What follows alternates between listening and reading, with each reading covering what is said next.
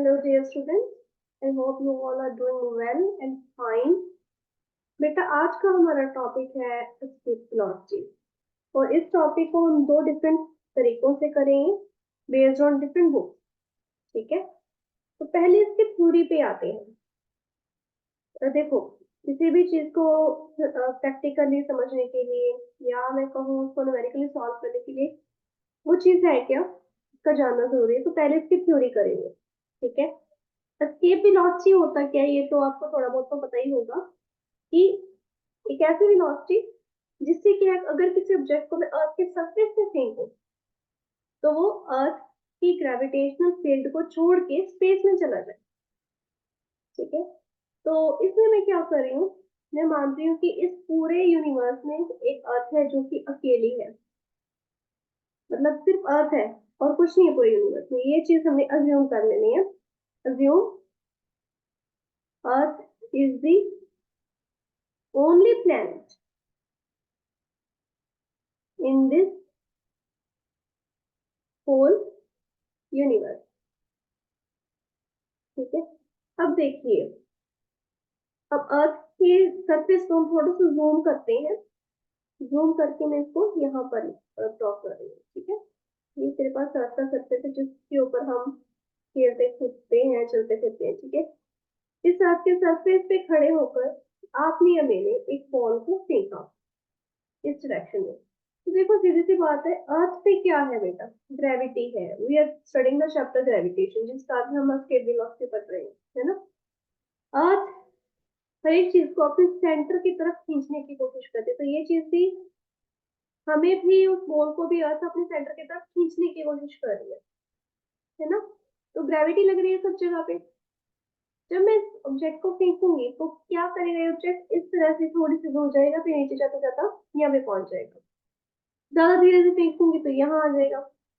जितना ज्यादा जोर लगाऊंगी यानी कि जितना ज्यादा फोर्स अप्लाई करूंगी मैं सब्जेक्ट को फेंकने के लिए, ऑब्जेक्ट उतना ही ज्यादा दूर जाता जाएगा. मेन तो हमारे पास कॉन्सेप्ट यही है, इन द सेंस कि मैं इस ऑब्जेक्ट के ऊपर इतना ज्यादा वर्क डन कर रही हूँ कि ऑब्जेक्ट के अर्थ के सरफेस को छोड़ के यानी कि अर्थ की एटमोस्फेयर को छोड़ के बाहर चला जाए, है ना. ठीक है, तो अब इस जूम्ड पिक्चर को यहाँ पर लेके आते हैं. ये हूँ मैं. ठीक है, और मैं इस ऑब्जेक्ट को क्या है अर्थ से बाहर फेंकने की कोशिश कर रही हूँ. तो देखो, मेरे पास इतना जोर शोर तो कुछ है नहीं, सीधी सी बात है ना, किसी में भी नहीं होता. हम सभी गदाधारी भीम नहीं है. भीम ने एक बार किया था महाभारत के युद्ध में. ये एक स्टोरी है कि भीम ने एक हाथी था कौरवों का, उनको इतनी ज्यादा जोर से ऊपर की तरफ फेंका, इस तरह से ऊपर की तरफ फेंका कि वो अर्थ की सरफेस उसके एटमोस्फेयर ग्रेविटेशन फील्ड को छोड़कर स्पेस में चला गया. इट्स अ मिथ, कह नहीं सकती, हो सकता है उसके पास इतनी पावर हो. ठीक है, तो इस चीज को अज्यूम करके चलते हैं कि मैंने भी भीम जितनी ताकत लगा के इस ऑब्जेक्ट को, इस बॉल को क्या है अर्थ की ग्रेविटेशन पुल से बाहर फेंक दे. लेकिन इसमें मैं क्या करूंगी, इसको ऐसे सीधा ही फेंक रही हूँ. पहले मैंने इसको यहाँ पर फेंका, ठीक है, मतलब कि यहाँ से लेके यहाँ तक चला गया, फिर उससे भी ज्यादा दूर चला गया, फिर उससे भी ज्यादा दूर चला गया, इतना ज्यादा दूर चला गया कि यहाँ पर आ गया. फिर मैंने और जोर लगाया, यहाँ आ गया. ठीक है, तो मैं इस तरह से जोर लगाती गई लगाती गई. मेरी कोशिश तो की मैंने क्या इसको अच्छे से मैं अर्थ के सरफेस से बाहर फेंक दूं. तो जोर को लगाते लगाते तो थोड़ा सा कामयाब होगी कि ऑब्जेक्ट क्या है यहाँ पे आ गया, यहाँ पर, फिर यहाँ. It is from S C Verma, ये एस सी वर्मा से कर रहे हैं हम. ठीक है, यहाँ पर आकर ये वापस मेरे पास इस साइड पर आया जब मैंने इसको कैच कर लिया. जैसे कार्टून में होता था, छोटे होते जब हम कार्टून देखते थे कि जहां से शुरू हुए वहीं पे वापस आ गए. यहाँ पर ये देखने में ही पता चल रहा है कैसा पाथ फॉलो हो रहा है. यहाँ पर ये इलिप्टिकल पाथ फॉलो हो रहा है. अब देखिए, जब ये ऑब्जेक्ट वापस ही आ गया मेरे पास तो मैं कह दूंगी कि एस्केप वेलोसिटी होगी इसकी, नहीं, बहुत कम वेलोसिटी एस्केप वेलोसिटी से. तो मान लो मैंने इसको 4 किलोमीटर पर सेकंड की स्पीड से फेंका है. जेट की स्पीड है, मान लेते हैं, अज्यूम कर लेते हैं इसकी 4 किलोमीटर पर सेकंड है. तो अब मैंने सोचा कि मैं इससे थोड़ा सा और बढ़ाऊंगा इसको. ठीक है, थोड़ा सा और बढ़ाऊंगी, दुगना कर देती हूँ मैं इसको। जब मैंने दुगना किया, दुगनी स्पीड से इसको फेंका, अब मैं इसका कलर चेंज कर दूँ। जब मैंने इसको दुगनी स्पीड से फेंका तो अगेन ये अर्थ के सरफेस को थोड़ा सा छोड़ा उसने, लेकिन वापस से वहीं पे आ गया। तो इस तरह से जाता जाता वापस मेरे पास आ गया। बट इस बार इसने क्या है, सर्कुलर पाथ को फॉलो किया इस तरह से। अब इस वक्त इसकी वेलोसिटी थी 8 किलोमीटर पर सेकेंड, यानी कि 1 सेकेंड में 8 किलोमीटर कवर करता है, इतनी स्पीड। फिर मैंने थोड़ा और जोर लगाया, नहीं यार अभी तक तो अर्थ से बाहर ही नहीं गया, मुझे तो अर्थ से बाहर निकालना है, कैसे निकालूं, और स्पीड लगाती हूँ। फिर मैंने जोर लगाया, अगेन ये क्या हुआ, एलिप्टिकल पाथ फॉलो करके मेरे पास यहाँ पर वापस आ गया। ठीक है, इस तरह से यहाँ पर ये वापस आ गया, और धरती का चक्कर काट के है अभी धरती की एटमोस्फेयर में, एटमोस्फेयर से बाहर नहीं गया, ये वाला कह सकते हैं एटमोस्फेयर के अंदर घूम रहा है। ठीक है, तो मैंने 8 किलोमीटर पर सेकंड से ऊपर की स्पीड लगाई, ये इलिप्टिकल पाथ फॉलो करके फिर से वापस आ गया। अब मैंने ठान लिया कि मुझे नहीं पता, मुझे तो इसको बाहर निकालना है।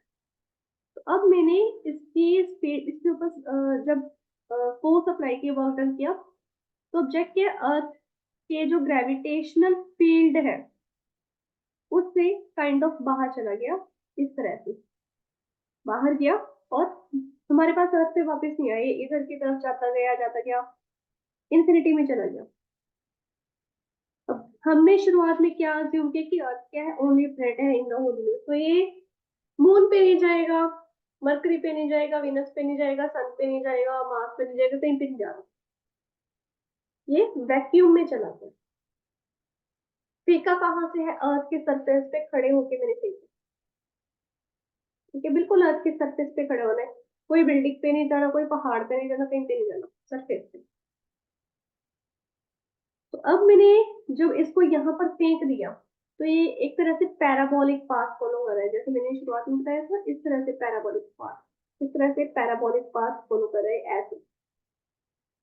ठीक है, तो इस वक्त इसकी जो ऑब्जेक्ट की स्पीड थी that was 11.6 kilometre per hour, according to S Verma. एक आवर बोल रही हूँ, आवर कहाँ से आ गया, बहुत कम है ये तो, 11.6 kilometre per second according to S Verma, but according to some books it is 11.2 kilometer per second. I usually take 11.6. तो सिंस एस टी वर्मा से सिखाया गया है, एस टी वर्मा से ही पढ़ाया जा रहा है। ठीक है, तो एस टी वर्मा के ही अकॉर्डिंग क्या हुआ, इस ऑब्जेक्ट को मैंने अब और दूर फेंक दिया, मैंने कहना है कि ये वापस आई ही ना मेरे पास, किसी भी हालात में मुझे चाहिए ही नहीं ऑब्जेक्ट। तब मैंने क्या किया, इसको इससे भी ज्यादा स्पीड से जब फेंका तो ये इससे भी ज्यादा दूर चला गया, और इस वक्त इसने हाइपरबोलिक पाथ फॉलो किया। ठीक है, हाइपरबोला पैराबोला से बहुत डिफरेंट कॉन्सेप्ट होता है, जैसे मैथमेटिक्स टर्म, अगर आप मैथमेटिक्स कर रहे हो then it's well and good, if you are medical student. ठीक है, और मैथ्स नहीं पढ़ रहे, कई बच्चे होते मेडिकल में होते हैं साथ साथ में मैथ्स पढ़ रहे हैं, अगर साथ में मैथ्स नहीं पढ़ रहे हो तो इट्स ऑल राइट, आप सिर्फ नाम याद रखो, इससे ज्यादा कुछ नहीं है।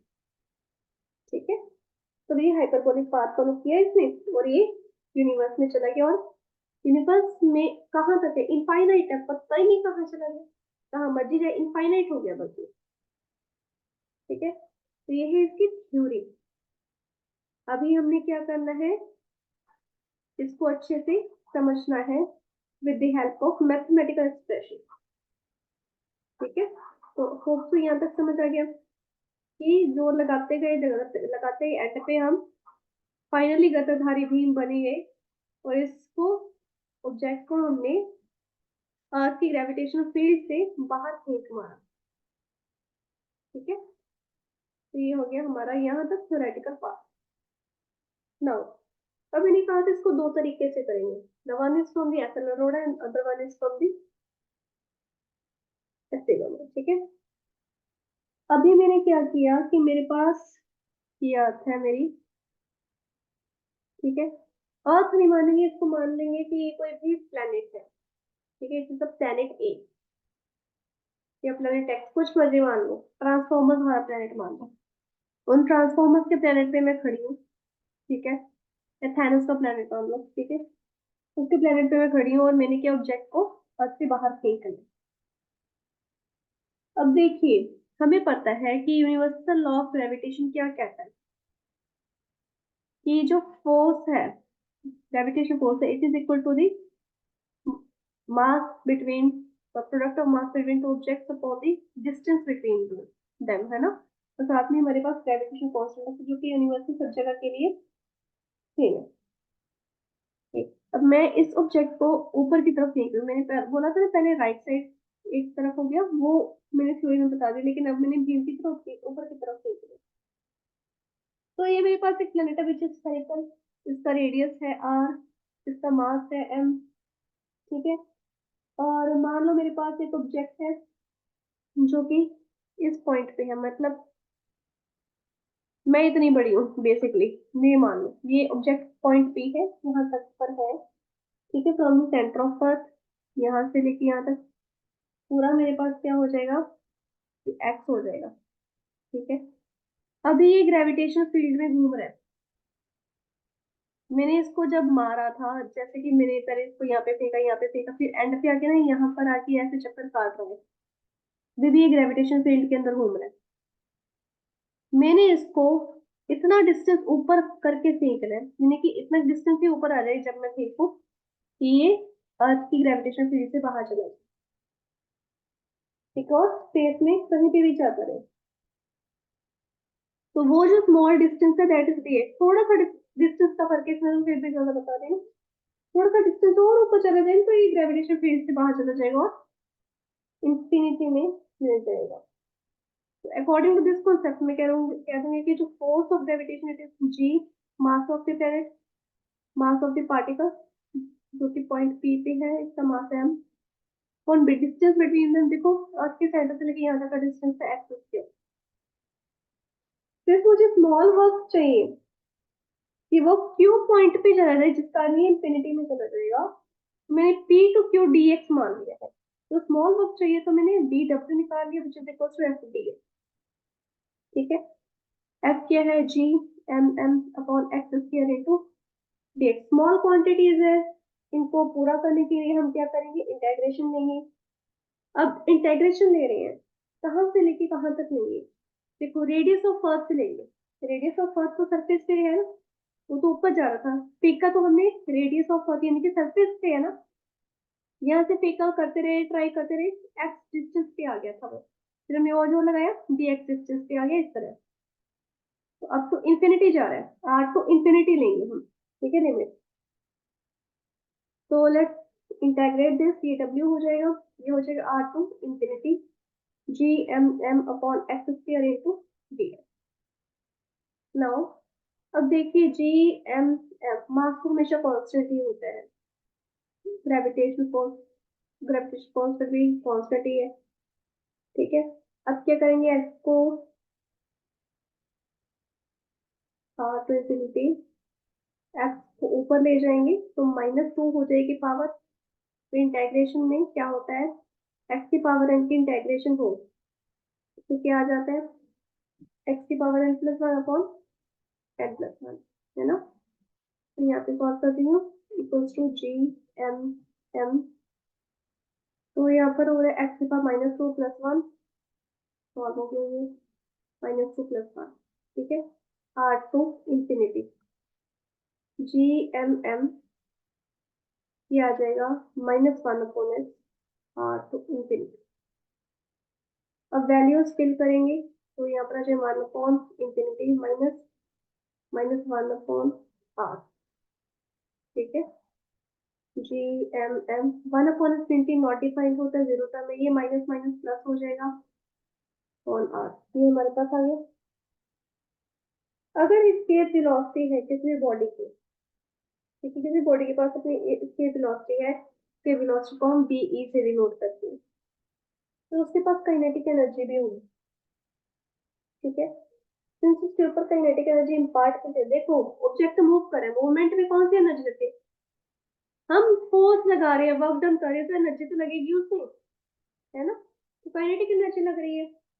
तो हम क्या करेंगे, जो एस्केप वेलोसिटी, कोई भी ऑब्जेक्ट को एस्केप करें उसमें जो काइनेटिक एनर्जी लग रही है वो कितनी होगी, half M B E square equal to, कितना हमारे पास वर्क डन लगा है, हाँ ठीक है। यहाँ से निकाल लेंगे वैल्यू, एम के साथ एम कैंसिल हो गया, बी ई स्क्वायर आ जाएगा जी एम अपॉन आर, और इसको टू इधर चला गया, ठीक है। तो एक तो हमारे पास इसके वेलोसिटी का फॉर्मूला है this which is valid for all the planets on the earth, sorry in the universe not on the earth, आज के ऊपर कौन से प्लैनेट्स है, इन द यूनिवर्स कितने भी प्लैनेट्स हो, ये भी मैंने एक प्लैनेट अज्यूम किया था, ट्रांसफॉर्मर का था, उसका प्लैनेट है, किसका भी अज्यूम करना, सबके लिए इसकी वेलोसिटी यही रहेगी। तो we are going for the earth only, earth के लिए क्या करेंगे, अर्थ में क्या है बेटा, अपनी ग्रेविटी, अपनी ग्रेविटेशनल फील्ड यूज करती है वो अपनी मर्जी चलाती है। ऐसे कैसे तुम थैनोस के प्लेनेट वाले फॉर्मूले मेरे पास लगाओगे, फिर अर्थ तो अपने फॉर्मूलाज लगाइए, ठीक है। अर्थ के लिए हमारे पास क्या है, अर्थ पे हमारे पास है gravity which is G M upon R square. अब जी एम की मैं वैल्यू निकालू, this is G R square, ये वैल्यू मैंने यहाँ पे फिल कर दी, मेरे पास सभी प्लैनेट्स वाला फॉर्मूला आएगा, G M upon R square आया था ना, जब पे मैंने वैल्यू फिल कर दी, two G R square upon, तो यहाँ पे आर था, हाँ, क्या के साथ हाथ कैंसिल, क्या आ जाएगी अर्थ की इसके वेलोसिटी टू जी, हाँ ठीक है।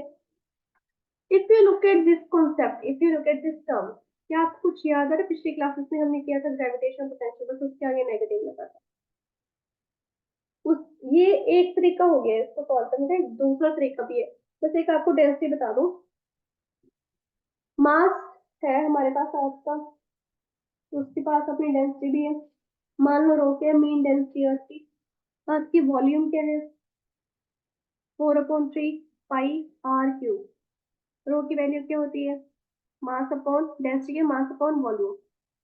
तो अगर मैं मास निकालना चाहूँ अर्थ का, तो क्या आएगा, पहले भी क्लासेस में किया, वी इंटू रो हो गया, वी कितने 4/3 पाई आर क्यूब इंटू रो, ये मास आ गया मेरे पास।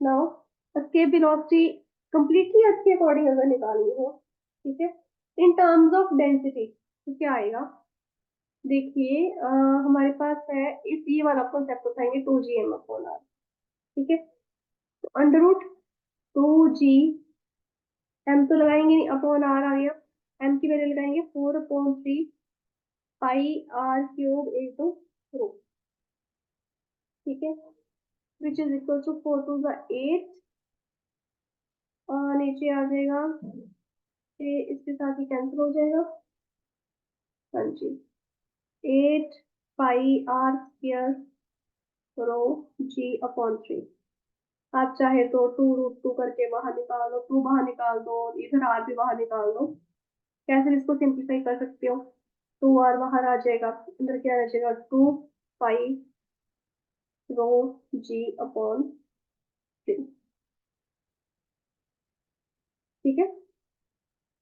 तो ये एक तरीका हो गया स्टेप वेलोसिटी निकालने का, कॉन्सेप्ट सेम है वही, कि मैं अर्थ पे हूँ और मुझे अ, ये मैं हूँ, मैंने इसको फेंकती गई हाइट पकड़ता गया, और क्या है, इस साइड पे आ गया, उसको यहाँ से बाहर निकल, सेम कॉन्सेप्ट है, वही सेम चीज, ठीक है। तो इसको सॉल्व अलग तरीके से करना, तो इस केस में मैंने कह दिया यहाँ तक की, और एक लास्ट तक 11.2 के बाद ऊपर चीज। अब देखिए, किसी भी ऑब्जेक्ट को जब स्केप करना है तो इंफिनिटी पे जाएगा, है ना, इंफिनिटी पे जाना जरूरी है, और देखो एस्केप होने के लिए इसको एनर्जी चाहिए, अर्थ पे रह रहा है, तो वो अर्थ की एक तरह से एनर्जी को यूज कर रहा है, मतलब वो बाउंडेड है, अर्थ की ग्रेविटेशन फील्ड में क्या है, ये बाउंडेड है, तो अर्थ के पास जब बार बार ये गिर रहा है, यहाँ पर आके यहाँ पर गिर गया, फिर किया ट्राई, यहाँ पर गिर गया, ठीक है, ये बार बार क्यों गिरा, क्योंकि ग्रेविटेशन फील्ड में अर्थ की ग्रेविटेशन एनर्जी के अंदर ये बाउंडेड है, लेकिन जैसे बाहर निकलता है ये एनर्जी से फ्री हो जाता है, लेकिन जब तक ये अर्थ के अंदर रहता है, अर्थ की ग्रेविटेशन फील्ड को क्रॉस नहीं करता, तब तक ये अर्थ की एनर्जी को यूज करेगा, ठीक है। तो इसको सॉल्व करने के लिए हम क्या करेंगे, यूज करेंगे conservation of mechanical energy. I have told you हम दो तरीके से करेंगे, जो तरीका आपको इजी लगे वो सोल्व करो, रिजल्ट हमारे पास सेम है ना, दोनों तरीके से ही है। ठीक है, देखिए हमारे पास इनिशियल ग्रेविटेशनल पोटेंशियल एनर्जी है प्लस काइनेटिक एनर्जी है टू एस्केप दी स्टोन और ऑब्जेक्ट या पार्टिकल कुछ भी ले लो।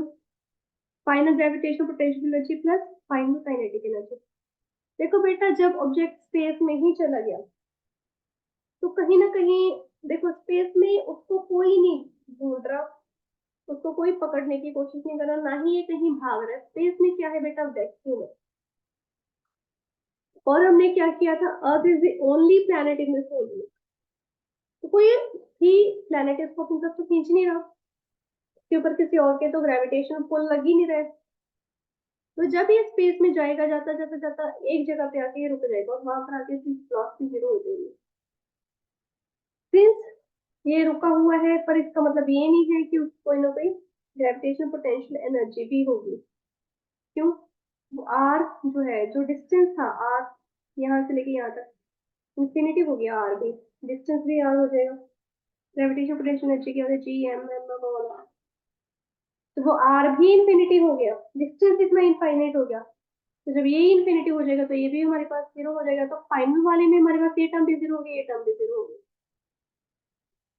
हमारे पास रहेगी इनिशियल, जब तक उसके ऊपर आर है, जब तक वो एक लिमिट में है। ठीक है, इतना जब यहाँ से छोड़ा गया तब उसकी ग्रेविटेशनल पोटेंशियल एनर्जी, जब उसको छोड़ रहे थे उस वक्त उसकी काइनेटिक एनर्जी रहती थी वो, तो जब छोड़ रहे थे उसकी ग्रेविटेशनल पोटेंशियल एनर्जी थी G M M upon R. और जब इसको छोड़ा इसने तभी से अपनी उस वेलोसिटी को पकड़ लिया था कि मुझे इतनी वेलोसिटी से जाना है कि मैं अर्थ की ग्रेविटेशनल फील्ड से जाऊं, यानी बाहर निकल, यानी कि उसको उतनी ही फोर्स से फेंका गया था। तो half M V E square which is equal to zero. पता ही ये दोनों टर्म जीरो है, तो G M M upon R equals to half M V E square, दोनों टाइप तरफ से एम एम कैंसिल हो गया, वी ई स्क्वायर हमारे पास आ जाएगा two G M upon R. I have told you same expression है, वी ई आ जाएगा two G M upon R. It is valid for all planets, कोई भी प्लैनेट हो, बस उसको क्या अज्यूम करना है, यूनिवर्स में इस प्लैनेट के अलावा कोई और प्लैनेट नहीं है, सिर्फ ये अज्यूम करना है। ठीक है, जैसे गार्डियंस ऑफ द गैलेक्सी में कौन सा हीरो होता है मुझे याद नहीं, उसके पापा अपना प्लैनेट बनाते हैं, जैसे दो फादर होते हैं, बायोलॉजिकल फादर होते हैं, अपना प्लैनेट खुद बना के रखते हैं। ठीक है, सिर्फ वही प्लैनेट और कोई प्लैनेट नहीं है।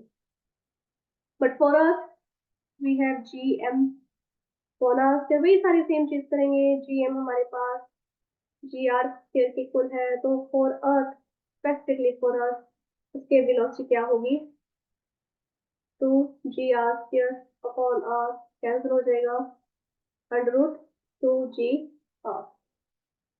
ठीक है, अब एक दो चीजें आपको ध्यान में रखनी है, दैट एस्केप वेलोसिटी के हम उस ऑब्जेक्ट को कितने एंगल से फेंक रहे हैं, इस चीज के ऊपर उसका कोई लेना देना नहीं है। देखो कहीं पे एंगल यूज किया, कहीं पे थीटा यूज किया, थ्योरी में या मैथमेटिकल एक्सप्रेशन में। और इवन देखो इतने सारे रॉकेट्स हैं, अर्थ से निकल के गए हैं, ग्रेविटेशन फील्ड से निकल के गए हैं, कुछ मार्स पे गए हैं, कुछ मून पे गए हैं, उससे भी आगे जाने की तैयारी में है। क्यों, किसी पर्टिकुलर एंगल से थोड़ा क्या था, नहीं सीधा ऊपर गए थे बस, फिर ऊपर जाओ चाहे इस तरफ जाओ। अगर उन ऑब्जेक्ट्स के पास, उन रॉकेट्स के पास पर्टिकुलर स्पीड है, वो स्केप वेलोसिटी है, तो फिर वो क्यों भी जाएंगे एक पर्टिकुलर एंगल पे, किसी से भी जाए। अर्थ तो क्या है, स्फीयर ही है ना, तो वो पर्टिकुलर एंगल ही कोई भी स्फीयर नहीं होगा। ठीक है, सेकेंडली आपको पता है जब रॉकेट्स अर्थ की ग्रेविटेशन फील्ड को छोड़ के चले जाते हैं, वो क्या करते हैं, वो अपना फ्यूल बंद कर देते हैं और फिर उसके बाद वो रॉकेट खुद अपने रास्ता तय करता है। ठीक है, तो आपने कुछ वीडियोस में देखा होगा। अब फिर जो उसकी वेलोसिटी है ये मास के ऊपर डिपेंड करती है ना, यहाँ पर हमने किया मास के ऊपर डिपेंड करती है, रेडियस के ऊपर डिपेंड करती है, नेट के ऊपर, उसको किस सरफेस, कौन सी तरह के सरफेस से प्रोजेक्ट किया गया है इसके ऊपर डिपेंड करती है। तो उसके वेलोसिटी जो अलग अलग तरह की है वो अलग अलग होती है। जैसे मून एक सैटेलाइट, उसकी उसकी वेलोसिटी है 2.3 किलोमीटर पर सेकंड। अर्थ की कितनी है? अर्थ की कितनी है? मरकरी की